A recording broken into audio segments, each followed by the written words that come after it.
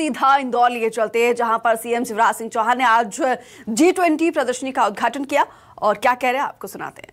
बड़े ध्यान से देख भी रही है, सीख भी रही है, लेकिन दो चीजें जो भारत का संदेश भी है और जिससे लोग सीखेंगे भी। एक, मोटे अनाज हमारे, जिनको प्रधानमंत्री जी ने नाम दे दिया श्री अन्न। हम लोग धीरे धीरे भूल गए थे ये ज्वार, बाजरा, मक्का, कोदो, कुटकी, रागी, ये धीरे धीरे भूल ही गए थे। इन बार आपने प्रदर्शनी देखी होगी, कोदों को दरने वाला कुनेता, दाल दरने वाली चक्की, ये ऐसी थी कि जिसके कारण शुद्ध अन्न मिलता था लोगों को। तो हम इस बार मिलेट ईयर है दुनिया का, तो दुनिया को मिलेट की विशेषताएं बता रहे हैं। पोषक तत्व कितने होते हैं रागी में, ज्वार में, बाजरा में, कोदो में, कुटकी में, उनकी कितनी उपयोगिता है, न्यूट्रिशन वैल्यू कितनी है उनकी, तो वो खत्म नहीं होना चाहिए। और लहरी बाई जैसे लोग आज मौजूद हैं।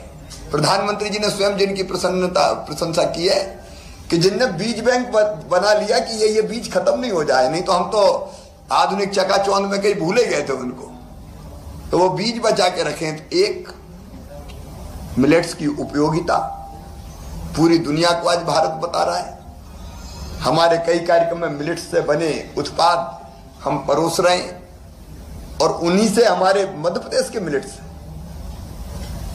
उन्हीं को हम भेंट भी कर रहे हैं। और मुझे कहते हुए गर्व है कि जैविक खेती में मध्य प्रदेश हिंदुस्तान में नंबर 1 है। 17.5 लाख हेक्टेयर में हम जैविक खेती कर रहे हैं, ऑर्गेनिक फार्मिंग, जो लोगों के स्वास्थ्य के लिए जरूरी है। और नंबर 2, जैविक खेती के भी एक कदम और आगे बढ़ के प्राकृतिक खेती।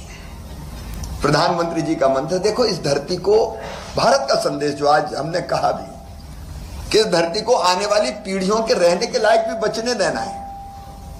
ये केमिकल, फर्टिलाइजर, कीटनाशक, इनका अधिक उपयोग केवल अन्न और सब्जियों को विषैला नहीं बना रहा, ये मानव स्वास्थ्य के लिए भी गंभीर खतरा है।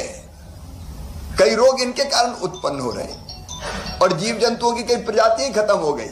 अब गिद्ध आपने देखोगे, पहले जमाने में मंडराते हुए आसमान में दिखते थे और कहीं ढोर मरा पाया गया तो वो साफ कर देते थे। एक सिस्टम था कि उसकी बदबू भी नहीं फैले, वो उनके लिए उपयोगी हो जाए। कीटनाशकों से वही खत्म हो गए बेचारे। बड़ी मुश्किल से भी गिद्ध बचा के रखे हमने कुछ जगह और उनको बढ़ाने की कोशिश कर रहे हैं कि इनको भी तो जीने दो, इनको भी जीने का हक है। धरती केवल अपने लिए थोड़ी है, जीव जंतुओं के लिए भी है, पशु पक्षियों के लिए भी है। ये कीटनाशकों के कारण हुआ। तो अब प्राकृतिक खेती की तरफ दुनिया आए और इसलिए घनामृत, जीवामृत, गोबर, गोमूत्र, उनसे जो बनी हुई खाद है उसका हम उपयोग करें, उनसे बने हुए कीटनाशकों का उपयोग करें, तो मानव स्वास्थ्य के लिए और धरती को आने वाली पीढ़ियों के लिए बचा रखने के लिए भी प्राकृतिक खेती जरूरी है। बाकी सब विषयों पर तो विशेषज्ञ विचार करेंगे, क्योंकि खाद्य सुरक्षा दुनिया में सबसे ज्यादा महत्वपूर्ण है। आने वाले समय में दुनिया की खाद्य की आवश्यकताओं को पूरा कर सके, लेकिन वो भी ऐसा कि शरीर भी स्वस्थ रहे और वो भी ऐसा कि बाकी लोग, बाकी जीव जंतु भी बची रहे, नदियां भी बची रहे। ऐसे अनेकों विषयों पर खाद्य सुरक्षा और पोषण, sustainable agriculture, climate smart approach, inclusive agri value chains और फूड सिस्टम, एग्रीकल्चर के ट्रांसफॉर्मेशन के लिए डिजिटाइजेशन वगैरह सारे विषयों पर ये विद्वान चर्चा करेंगे और इस चर्चा से, इस मंथन से निश्चित तौर पर अच्छे निष्कर्ष निकलेंगे, वो देश और दुनिया के काम आएंगे। आपने बात की सुरक्षा सिखाने, क्या भारत में क्षमता है कि खास करके गेहूं की जो मांग बढ़ी है, खासतौर पर रूस यूक्रेन के बाद युद्ध हुआ उनके बीच में और अभी सीरिया में भूकंप भी आ गया, कितना सक्षम है भारत? भारत में ये मानता हूं कि पहली चीज तो ये थी कि पहले हमारे लिए पर्याप्त अन्न हमारे पास ही नहीं हुआ करता था, लेकिन आज ये गर्व का विषय है कि दुनिया की आवश्यकताओं की पूर्ति आज भारत कर रहा है। 2030 तक दुनिया में खाद्यान्न की मांग हो जाएगी 345 मिलियन टन। 2000 में ये मांग 192 मिलियन टन थी। इस बढ़ती हुई मांग की आपूर्ति में भारत ने बहुत महत्वपूर्ण योगदान दिया है और मुझे कहते हुए प्रसन्नता है कि अकेले मध्य प्रदेश ने 21 लाख मीट्रिक टन गेहूं का आयात किया है। लेकिन अभी हमारे यहाँ बहुत संभावना है। उन संभावनाओं का हम पूरी तरह से दोहन करेंगे और दुनिया की खाद्य आवश्यकताओं को भी पूरा करने का काम हम करेंगे। मुझे ये कहते हुए भी प्रसन्नता है कि अकेले मध्य प्रदेश का बता रहा हूं, 18 साल में हमने जो बुआई का क्षेत्र है वो पहले 199 लाख हेक्टेयर हुआ करता था, इससे बढ़ा के कर दिया 299 लाख हेक्टेयर। और उत्पादन आप अकेला मध्य प्रदेश का देखिए, 18 साल पहले 159 लाख मीट्रिक टन था उत्पादन, अब बढ़ के हो गया 619 लाख मीट्रिक टन। 159 से 619 लाख मीट्रिक टन तक पहुंचे हम और अब भी क्षमता है हमें कि इसको हम और बढ़ा पाए। इसलिए निश्चित तौर पर दुनिया की खाद्य सुरक्षा में भारत का और भारत में मध्य प्रदेश का महत्वपूर्ण रोल रहेगा। आपने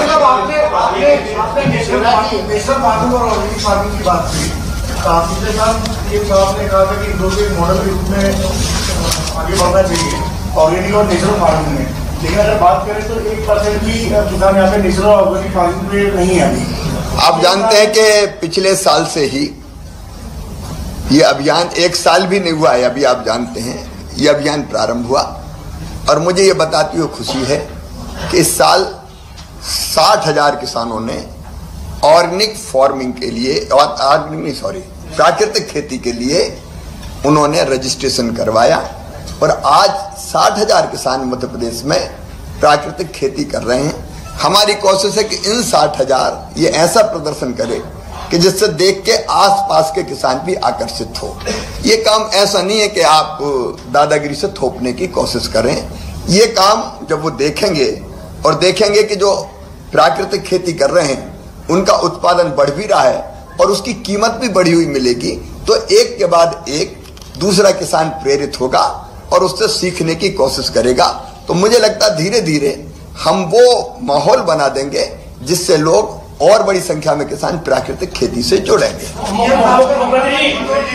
मुख्यमंत्री जी, ऑर्गेनिक खेती में मध्य प्रदेश नंबर 1 है, लेकिन सर इधर, अच्छा इधर मैं उधर देख रहा, आवाज इधर से आ रही, अच्छा ये लगा इसलिए। ऑर्गेनिक खेती में मध्य प्रदेश नंबर 1 है, लेकिन बाजार और मंडी नहीं है इनके उत्पादों को बेचने के लिए। मित्रों, बाजार भी है और मंडी भी है। आज मुझे ये बताते हुए प्रसन्नता है कि मिलेट्स की मांग बहुत तेजी से बढ़ रही है और हमारे जितने जैविक उत्पाद हैं उनमें सबसे बड़ा योगदान मिलेट्स का ही है। आज उनकी पैकिंग, उनकी ब्रांडिंग, उनकी मार्केटिंग सब में प्राइवेट सेक्टर भी आ रहा है और सरकार भी अपनी तरफ से प्रयास कर रही है। मुख्यमंत्री शिवराज जी, हाँ शिवराज जी, मध्य प्रदेश को लगातार कृषि कर्म अवार्ड मिलता रहा है, मिलेट्स के मामले में पूरे देश की मतलब एक तरह से राजधानी बने या पूरा बने, उसको लेकर क्या हम आज भी मिलेट्स की राजधानी हैं, क्योंकि जो हम जैविक उत्पादन जो हमारा होता है उनमें आपके कोदों, कुटकी, ज्वार, रागी यही फसलें आगे, गेहूं और बाकी चीज़ों में तो फिर खाद का इस्तेमाल होता है, लेकिन और प्रयास इसके करने चाहिए और इसलिए हमने मिलेट मिशन बनाया है और उस दिशा में लगातार बीज में भी और उन्नत बीज कैसे हो सकते हैं वो, और एक पूरी की पूरी चेन मार्केटिंग की, ब्रांडिंग की, खरीदने की, वो भी करने की व्यवस्था की जा रही है। अब इतना काफी है जी। उसको लेकर के अभी आपने वहाँ पर जो है देखा प्रदर्शनी में जो आदिवासी, तो उसको लेकर मुख्यमंत्री जी क्या कहेंगे? महुआ से कई उत्पाद बनते हैं आप जानते हैं, और महुए से कई तरह के, महुए के बिस्किट भी बन रहे हैं, महुए की और भी चीजें बन रही है, वो लगातार उस पर काम हो रहा है, उसका लाभ भी हो रहा है। मेरा एक ही प्रश्न है बस कि एग्रीकल्चर का कोई भी कार्यक्रम हो,